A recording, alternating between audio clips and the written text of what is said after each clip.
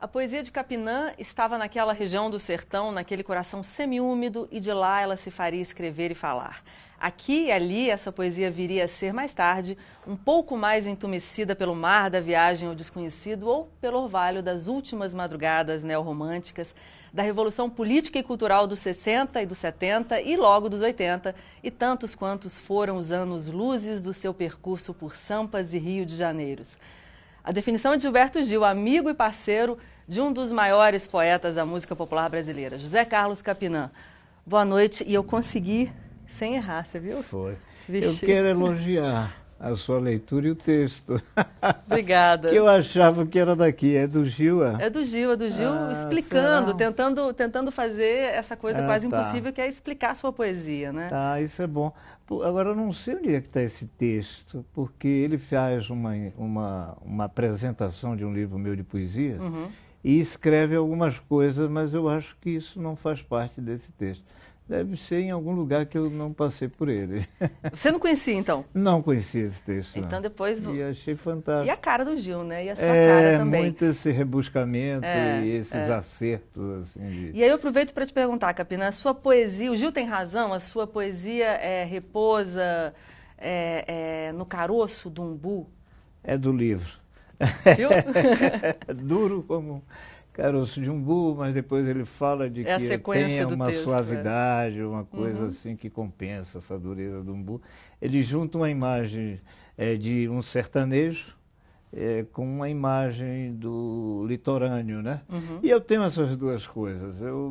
Eu, na brincadeira, na forma de me definir, eu me chamo Caboclo do Mato, brincando assim com todas as minhas, vamos dizer assim, meu pé no terreiro, que é coisa do caboclo, isso é tal, que eu tenho muito mesmo, trago isso lá do nascimento. Mas minha vivência é Salvador, que é uma cidade litorânea, né? Depois, entre Salvador e essa origem, tem Taperoá, que está numa música com Gil, Água de Meninos. Então, isso que ele diz é interessante. Te define, você acha que te define? Porque isso não significa que a sua poesia tenha temas regionais só, né? Ela tem vários temas, ela tem várias formas, mas essa raiz, né? Essa alma severina está ali, né? Está ali. E sendo alma feminina, severina, ela não é necessariamente regional como se conhece a música baiana. Pô, severina a gente já está indo para Pernambuco, está indo para João Cabral. E minha poesia é mais ou menos isso. A minha poesia é influenciada também pelo lugar que eu vivo e pelos poetas, né? Que fizeram a sua cabeça também. Que fizeram a minha cabeça e tudo que fez a minha cabeça. Daí que vem a minha poesia, que é uma poesia de interrogação, mas que depois, ao passar do tempo, eu percebo que ela é premonitória. Na verdade, a minha poesia diz antes coisas que vão acontecer. E talvez aconteçam porque eu disse daquela forma. Então, a poesia como uma profecia, né? É uma profecia. No meu caso, tem sido muito isso. Eu tenho encontrado muito isso na minha poesia. E vou aprendendo essas linguagens, essa poesia, que seria um desdobramento do meu eu, porque também acredito noutra coisa, né? Que a palavra seja o meu orixá. Então, para fazer um poema, é preciso incorporar a palavra. Porque se não houver isso, eu vou fazer o que eu conheço. Isso não trará nada de novo. A poesia tem que descobrir o que eu não sei. Tem que me dizer o que eu não sei para que os outros também saibam o que talvez não soubessem.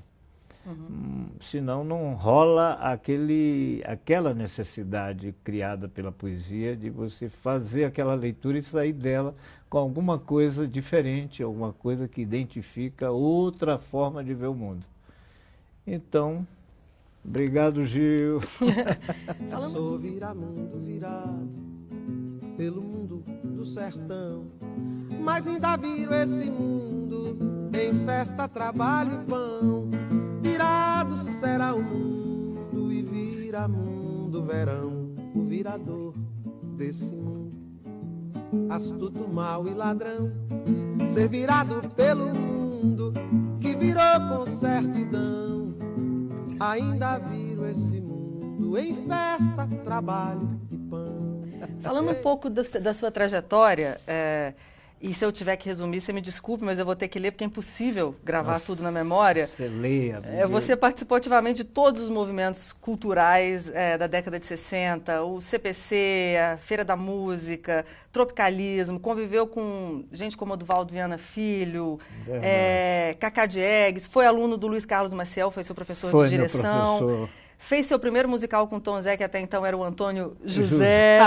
Foi coautor com Caetano e com Torquato do Pois é, no Opinião, compôs com Caetano a trilha do Viramundo, com Torquato Neto você fez o programa de televisão, nos anos 70 dirigiu Show da Gal e do Jardim Macalé, isso foi só o começo, enfim. Eu estou dizendo isso para dizer que a sua trajetória se confunde não apenas com a música popular brasileira, mas com a história do Brasil. Pode ser. Né? A sua música, a sua poesia, as suas letras, elas foram a voz de uma geração ali oprimida por um país... que vivia uma ditadura militar. Posso lhe fazer uma pergunta? Por favor. Ele está invertendo, ele prometeu que ia fazer isso, esse danado. Diga, ai que medo. Você foi aos arquivos do SNI? Não cheguei tão longe, Cafinã. Bom, mas as informações são corretas e muito precisas, né? E posso lhe dizer que o texto é difícil mesmo, porque é longo, né? Nem você tem ele assim, né? Mas comecei a ver todas essas coisas. Passou o filme, né? Quem fez o texto pesquisou legal, porque as coisas correspondem. Uhum. É por aí. Não me sinto tanto assim, essa cultura brasileira toda. Eu sou menorzinho. Imagina. Mas estive presente a essas coisas brasileiras nesses momentos. Esteve presente e quis, né? Acho que você quis dizer dessa geração. A gente queria. Quando a gente pensa em movimento dos barcos, e a gente estava falando disso antes de começar a entrevista, né? Que você compôs com Macalé, eu estava te contando que o Murilo Antunes me disse ontem que era a música que ele queria ter feito, né? Como letrista. A gente vê ali, eu pelo menos interpreto assim, e o que eu acho genial na sua poesia, nesse sentido, que é a história de um homem, pode ser a história de um homem, e a história de uma geração também, dependendo da leitura, né? Pode ser.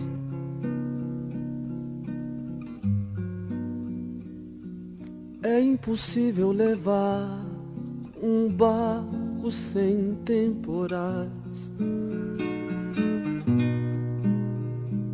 e suportar a vida como um momento além do cais.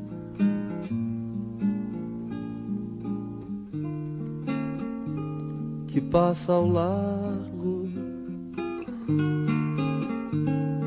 do nosso corpo. Não quero ficar dando adeus às coisas passando, eu quero passar com elas, eu quero. E com o movimento dos barcos, e você estava me dizendo que foi um divisor de águas na sua poesia também, né? Na minha vida, na minha poesia, porque eu acho que se a vida e a poesia não estiverem sintonizadas, ela não está dizendo nada. Ela tá botando palavras, ela não está contando o que é que está acontecendo dentro e fora de você.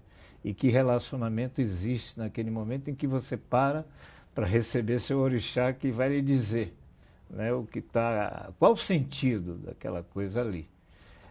Quando eu digo que esse movimento dos barcos é um território limite, né, uma situação limite, que eu quero dizer que a minha poesia até ali, ela tinha um sentido.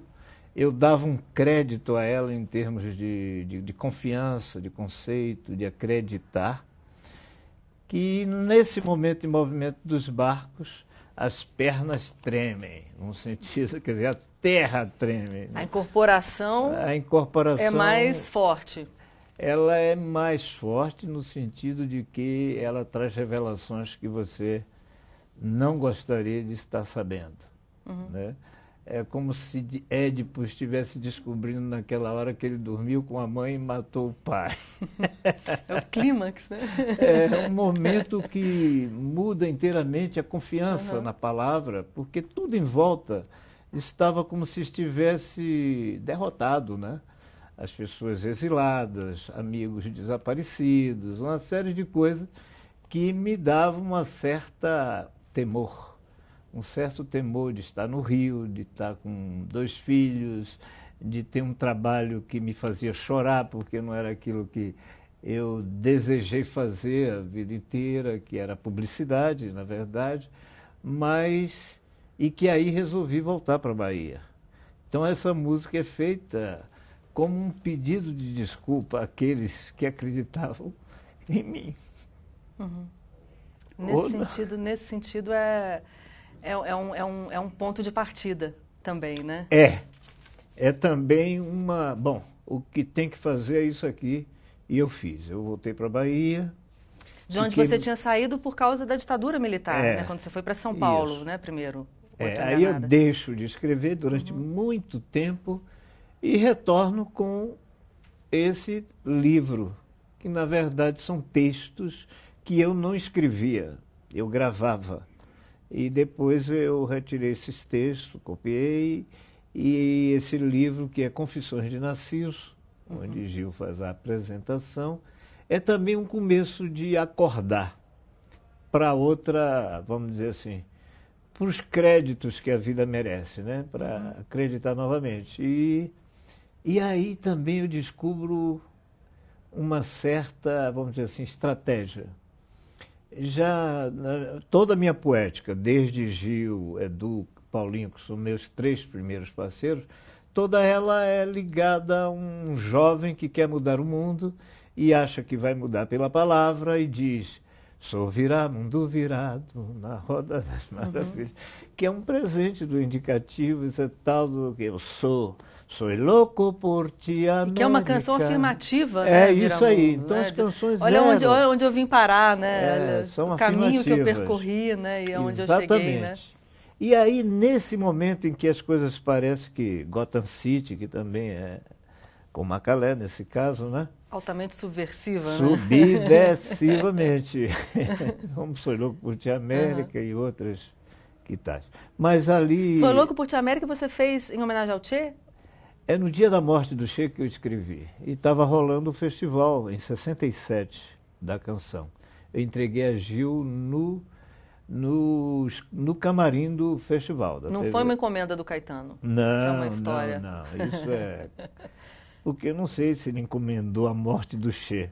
Porque foi isso que gerou... Ou foi uma encomenda telepática também. Ou ele desejava a morte do Che. Mas o que detonou a emoção e a letra e a coisa, onde o orixá baixou, foi com a notícia da morte do Che Guevara. E a canção não fala, é Nombre del hombre muerto, já não se puede decirlo, quem sabe.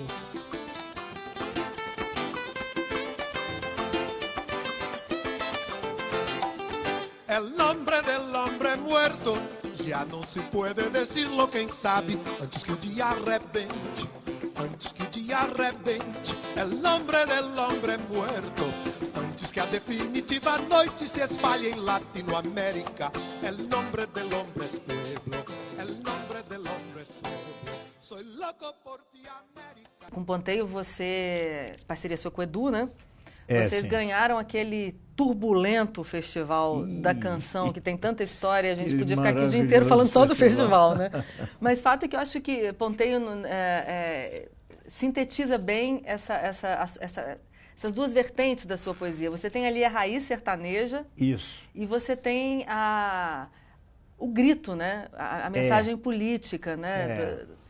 É interessante o seguinte, muito depois, porque como eu digo, essa coisa do orixá, quem é o orixá? É o inconsciente, né? Ou seja, então o que é que você faz para que esse orixá chegue?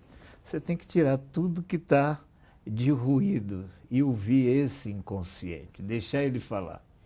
Aí você consegue esse canal que permite esse carinha que você tem dentro de você, mas que não fala, que não diz, toma as porradas, mas não fala, tem umas alegrias, mas não fala, mas ele junta sentido. Ele é apurado para os sentidos. Então, eu acho que nesse momento, sobretudo em que está rolando essa pressão externa, né, do AI-5, não sei o que tem lá, papapá, amigo, coisa que eu quero voltar para a Bahia, rola também a percepção de que eu estou fazendo umas músicas que são estranhamente diferentes do que eu digo. Eu faço com Paulinho da Viola, eu só vim a perceber posteriori, né? Uhum. Uma música que diz: sofrer, não faço outra coisa na vida. Pô, não tem nenhuma razão para eu estar escrevendo isso depois de ter feito Viramundo, Corrida de Jangada, Cirandeiro, só canções que são Brasil alegre, né? Povo brasileiro, alegria, né? Uhum. E aí eu digo, zorra, eu fiz isso, né? Então aí tem uma lógica que eu preciso entender e nesse entender encontrar qual seria a forma consciente de buscar outra relação com a palavra. E aí é que surge a ideia de, tá bem, é um vaticínio, então vamos cuidar desse vaticínio. Vamos cumprir para que ele... cuidar para que ele seja cumprido, né? Então, Vinhos Finos e Cristais também foi outra música que ela é inteiramente premonitória. Tudo que está em Vinhos Finos e Cristais acontece depois? É isso? Aconteceu quase que literalmente no que está dito na letra. Bom, então, já que é assim, eu digo, bom, agora vamos jogar esse jogo da forma que ele deve ser jogado. Então aí vem: moça bonita, seu corpo cheira. Botão de Laranjeira, com Geraldo. Com Geraldinho, que é um novo parceiro nesse momento, e tal, de volta de coisa e tal. Aí surge também o outro: Cores do Mar, Festa do Sol. Com João. Vida é fazer todo sonho brilhar, ser feliz. Então eu contradigo tudo que Movimento dos Barcos, Sofreram. Incrível isso, né? Como se começou uma segunda fase. Uhum. Em que eu tenho que enxergar que a vida continuou. É uma outra lírica, né, Capinã? É outra lírica, Você gosta dessas palavras, hein? Lírica. Eu gosto de poesia. Épica. Eu gosto de você, então fica fácil rimar. Adorei essa palavra colocada aqui, porque eu acho que o que dá qualidade à cultura brasileira é a sua lírica. A sua forma lírica de ver o mundo, certo? Uhum. É aquele eu que canta o outro de uma forma que o outro adquire aquele eu. Então quem canta papel machê vai pensar em outro, em Capinã? Nunca. É pensar em si próprio, ou seja, como se ele próprio tivesse criado aquela canção e vivesse aquela história. Então essa coisa da lírica eu acho fantástico, essa coisa disso. Do eu enganar o outro eu na hora que ele interpreta, né? E aí... E essa evolução, esse desenvolvimento da sua lírica, tem em que medida a ver com seus parceiros? Porque se a gente pensar nos seus principais parceiros, Paulinho da Viola, certo. Edu, Gil, você citou agora João e tantos outros, né? Que são músicos muito diferentes entre si, né? Em que medida a cumplicidade com eles é importante para você? A cumplicidade é importantíssima. E a cumplicidade deles que nos faz coisa é a vida, né? Todos eles acreditam na vida. Eu jamais comporia com alguém fascista, cuja estética fosse a morte, fosse, sabe, o escuro. Porque a sua estética é a vida, né? Minha estética é o desejo. O desejo. Que é a vida, né? Que é impossível o centro dela, estar vivo sem estar querendo, né? Sem estar desejando. Eu percebi há pouco tempo que a minha estética foi o desejo. Quer dizer, a minha política foi o desejo, a minha política estética foi o desejo. Por isso, com Paulinho, eu tenho uma música que eu gosto muito, chama-se Mais que a Lei da Gravidade. O grão do desejo, quando cresce, arvoredo floresce, Não tem serra que derrube, não tem guerra que desmate. Ele pesa sobre a terra, mais que a lei da gravidade. Lindo, é lindo mesmo. Eu gosto muito dessa coisa, e é o hino do desejo, na verdade. E que eu também não fiz como hino do desejo, aquela história do orixá que baixou ali. Não quero folclorizar essa história, porque eu fiz teatro também, e fiz exercício de interpretação, e sei que o ator tem que fazer algumas coisas para se imantar, adquirir as qualidades daquele personagem que ele vai interpretar. Ou incorporar, né? Ou incorporar. Tem uns que incorporam que não saem mais. Oh. E se repetem, e se repetem. Ficam lá, e para se desgrudar, sai que esse corpo não te pertence, é difícil. Eles se incorporam mesmo. Capinã, seus livros de poesia? Eu tenho um livro que é principal, que é o Inquisitorial, que foi meu primeiro livro. Porque alguns estavam fora de catálogo, né? Provavelmente estão. Eu fiz o Inquisitorial em 66. Ele tem uma história muito bacana porque ele foi feito clandestinamente, né?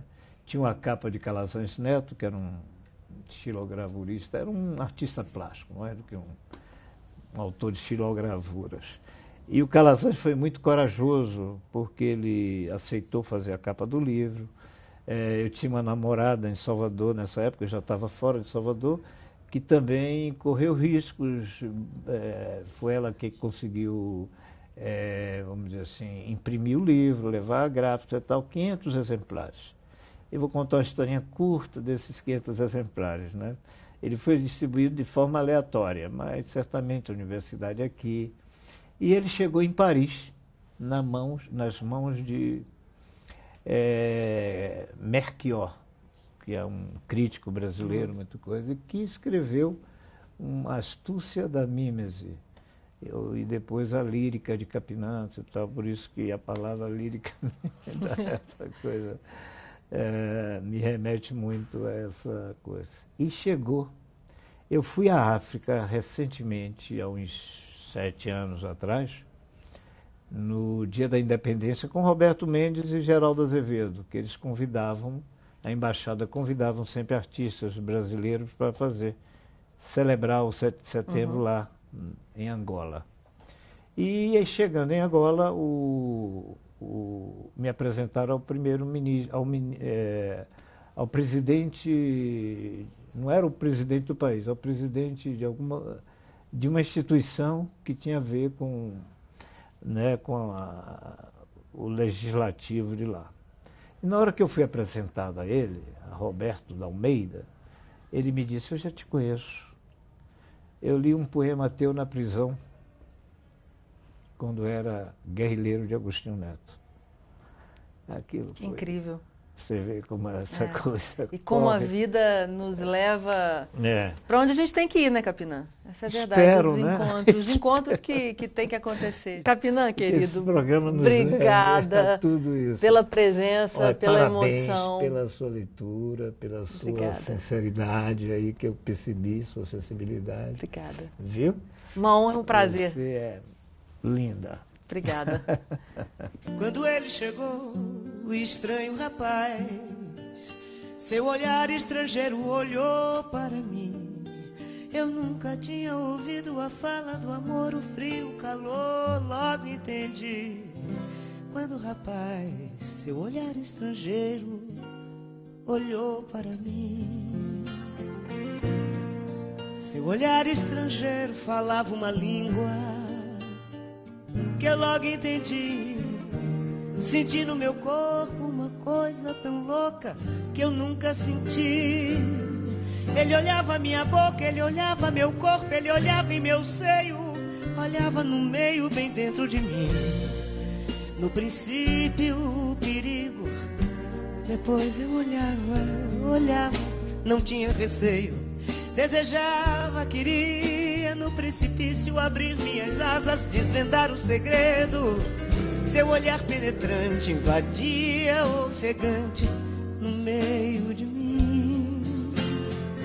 rasgava o meu ventre, meu corpo inteiro, me vendo por fora, me vendo por dentro, do princípio ao fim.